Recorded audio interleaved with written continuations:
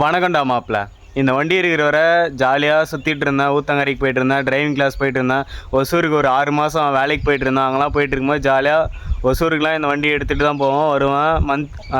1 மந்தில் கிட்டத்தட்ட 2 time 3 time அங்கேருந்து இங்கே வந்துடுவேன். கிட்டத்தட்ட 100 கிலோமீட்ரு போயிட்டு வர்றது, இது மாதிரி ஜாலியாக சுற்றிட்டு இருந்தேன். இப்போ பார்த்தீங்கன்னா வண்டி உட்காந்துச்சு, அவ்வளோதான். இன்ஜின் உட்காந்துச்சு. கிட்டத்தட்ட 10,000 ஆகும் அப்படின்னு சொல்லிட்டாங்க.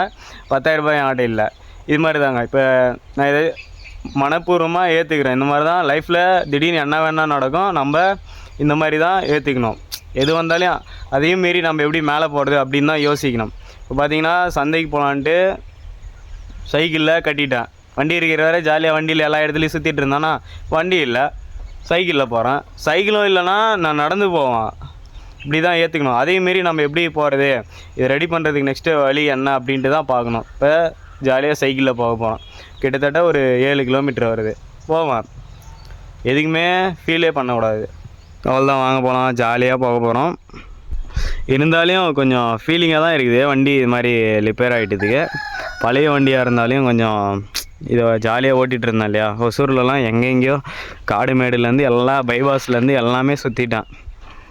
இப்போ இதுதான் நம்மளுடைய வண்டி, இதுதான் நம்மளுடைய வண்டி. இதுக்கு மேலே